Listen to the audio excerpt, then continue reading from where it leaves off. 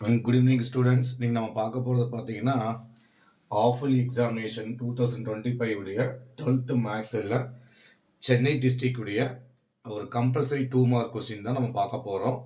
So நம்ம பார்த்தீங்கன்னா இப்போ ஆஃபலி எக்ஸாம் முடிஞ்சு போச்சு. அடுத்து நம்ம சென்னை டிஸ்ட்ரிக்ட் பார்த்தீங்கன்னா 8th நமக்கு எக்ஸாம் ஸ்டார்ட் ஆக போகுது. ஃபர்ஸ்ட் டிவிஷன் எக்ஸாமினேஷன் ஸ்டார்ட் ஆக போகுது. அட்மோஸ்ட் நம்ம நெருங்கிட்டோம் இல்லையா, ஐயிலே அதாவது எக்ஸாமாக வரப்போகுது. ஸோ நிறைய பேர் கேட்டீங்க, நமக்கு நிறைய கிரியேட்டிவிட்டி கொஸ்டின்ஸ் கேட்டிருந்தாங்க சென்னை டிஸ்ட்ரிக்டுடைய பேப்பரில். ஸோ என்ன கிரியேட்டிவிட்டி கொஸ்டின்னா, கொஸ்டின் நம்பர் 12th மேக்ஸில் ஜென்ரல் மேத்தமாட்டிக்ஸில் கொஸ்டின் நம்பர் 30ல் இந்த மாதிரி ஒரு கொஸ்டின் கேட்டிருந்தாங்க. இது நிறைய பேர் கேட்டீங்க, இது எப்படி சார் யூஸ் பண்ணி போடுறது. அதே மாதிரி கொஸ்டின் நம்பர் 40 கம்பல்சரி கொஸ்டினில் கேட்குறாங்க, கொஸ்டின் நம்பர் 47லையும் கம்பல்சரி கொஸ்டினில் கேட்குறாங்க. இதெல்லாம் எப்படி நமக்கு ஆன்சர் பண்ண முடியுமா அப்படின்னு கேட்டாங்க, நிறைய பேர் கேட்டுருந்தீங்க. ஸோ இது ஆன்சர் கொஞ்சம் சொல்லுங்கள் சார், எப்படி அப்ளை பண்ணுறதுன்னு தெரியுமா, ரொம்ப ஈஸியாக இருக்குமா கஷ்டமாக இருக்குமா, எங்களுக்கு ஒரு சில 2 மார்க் 3 மார்க் கொஸ்டின்கள் இது மாதிரி அட்டன் பண்ண முடியாமல் போகுது கம்பல்சரி கொஸ்டின்ஸில் அப்படின்னு நிறைய பேர் கேட்டுருந்தீங்க. ஸோ அந்த வீடியோ தான் நான் இப்போ அப்லோட் பண்ண போகிறேன் நான் பாருங்கள். ஸோ நமக்கு என்ன அப்படின்னா, question number 30 that's called the compulsory question part 12th மேத்தமெட்டிக்ஸில். ஸோ நமக்கு என்ன கொடுத்துருக்காங்கன்னா, find the value of sine square tan inverse of 3/4 கொடுத்துட்டாங்க.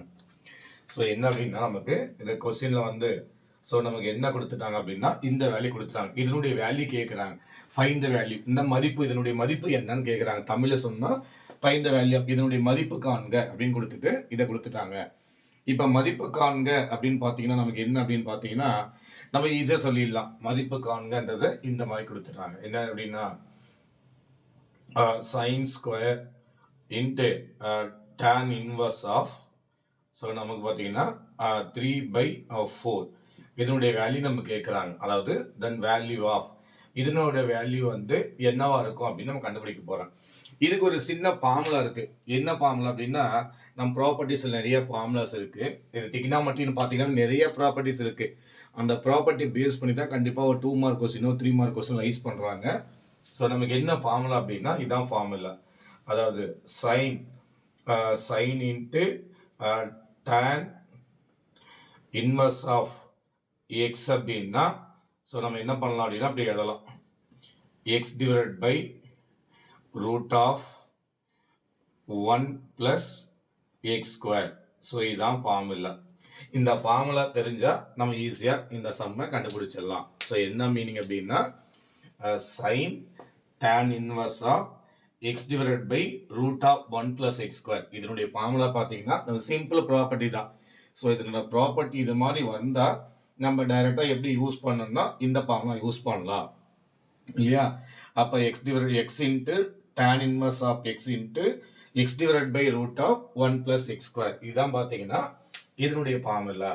அப்போ ஸோ நமக்கு என்ன கொடுத்துருக்கான் அப்படின்னு பார்த்தீங்கன்னா கொஸ்டினில், ஸோ இப்படி கொடுத்துருக்கான். இந்த சைன் இருக்குது, the tan inverse of x னா இப்படி எழுதலாம். அப்ப இதை எப்படி எழுதலாம் அப்படின்னா, இப்படி இருக்கு. நமக்கு இந்த ஒரு ஸ்டெப்பை நான் அப்படி மாத்திக்கிறேன். எப்படி மாத்திக்கிறேன்னா, அதாவது சைன் இல்லையா, sine into tan inverse of 3/4 இந்த ஹோல் ஸ்கொயர் நம்ம எழுதிக்கலாம். சரியா, இது நமக்கு இந்த ஃபார்மேட்டை இந்த மாதிரி நம்ம எழுதிக்கலாம். சரியா. ஸோ என்ன அப்படின்னா, இப்போ இது சைன் ஸ்கொயர் தீட்டா அப்படின்னா இதை இப்படி எழுதலாம். நம்ம சைன் தீட்டா இந்த ஹோல் ஸ்கொயர்னு எழுதிடலாம். ஸோ இப்படி இருந்தால் அந்த ஸ்கொயர் இங்கே வந்துடும். சரியா, அந்த மாதிரி இந்த sine square tan inverse of 3/4 நான் இப்படி எழுதிட்டேன். இந்த square whole square, sine into tan inverse of 3/4 whole square. இப்போ இதை ஃபார்முலா கம்பேர் பண்ண போகிறோம். நமக்கு என்ன formula, x divided by root of 1 + x square. So இதுதான் எக்ஸினுடைய வேல்யூ நம்ம எடுத்துக்கிறோம். அப்போ எக்ஸினுடைய வேல்யூ நமக்கு என்ன இருக்குது அப்படின்னா, இங்கே 3/4 இருக்கு. சரிங்களா, 3/4. இப்போ நம்ம என்ன பண்ணலாம், இந்த ஃபார்முலாவில் நான் அப்ளை பண்ணுறோம். அப்போ அப்ளை பண்ணிக்கலாமா.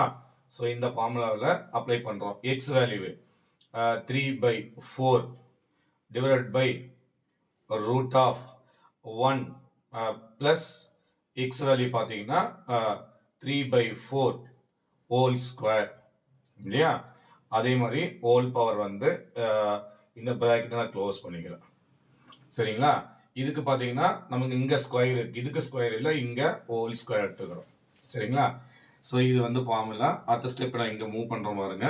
ஸோ இது வந்து இது ஃபார்முலா. இது இந்த இடத்துல நான் அடிச்சிடலாம் தேவையில்லை, நீங்கள் கன்ஃபியூஸ் ஆகக்கூடாது. சரிங்களா? அடுத்தது பார்த்தீங்கன்னா இப்போ ஸ்கொயர் பண்ணிக்கலாமா?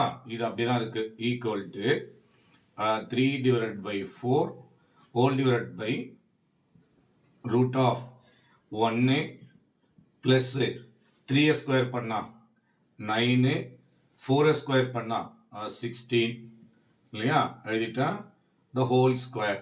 இந்த பவரில் இருக்கிற ஸ்கொயர் நம்ம அப்படியே அப்ளை பண்ணிக்கலாம். சரி, ரொம்ப ஈஸியானதான். இது வந்து 3/4 டேக் நம்ம கிராஸ் மல்டி பண்ணிக்கலாமா? கிராஸ் மல்டி பண்ணா 16 1s are 16. அப்போ 16 + 9 டிவைட் பை 16 இல்லையா? Whole square. ஸோ எடுத்துக்கலாமா? அடுத்த ஸ்டெப் என்ன பண்ணலாம்? ஈக்குவல் டு இது 3/4 டிவைட் பை ஆட் பண்ணா ரூட் ஆஃப் 16 + 9 25/16 இல்லையா? இந்த ஹோல் ஸ்கொயர் அப்படின்னு வந்தாச்சு. சரிங்களா? ஃபைனல் ஸ்டெப்ல என்ன பண்ணலாம்? இது 3/4 அப்படியே இருக்கு. ஹோல் டிவைட் பை 25க்கு ரூட் எடுத்தா இது பார்த்தீங்கன்னா இங்கே நான் எழுதுறேன். இது ஃபார்முலா. ரூட் 25 அப்படின்னா அது 5 ஆகிடும். அதே மாதிரி ரூட் 16 அப்படின்னா அது 4. ஸோ ரெண்டுக்குமே சேம் ரூட். அப்போ 25க்கு நான் 5ன்னு வந்துடும், டிவைட் பை 16க்கு வந்து 4ன்னு வந்துடும். அந்த ஃபார்முலா படி இந்த ஹோல் ஸ்கொயர் நமக்கு இருக்கு. சரியா? இந்த 4 கட் பண்ணிடலாம்.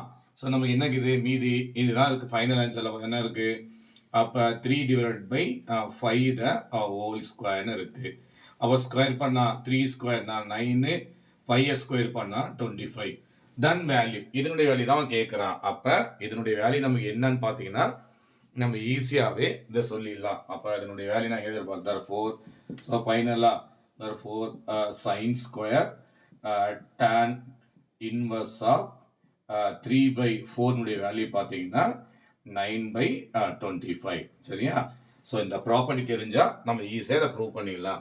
ஸோ நிறைய பேர் கேட்டீங்க இது எப்படி சார் ப்ரூவ் பண்ணுறது எனக்கு தெரியாது அப்படின்னா, ஸோ இந்த ஸ்டெப்பை நம்ம எப்படி மூவ் பண்ணுறோன்னா இந்த மாதிரி எழுதுறோம்.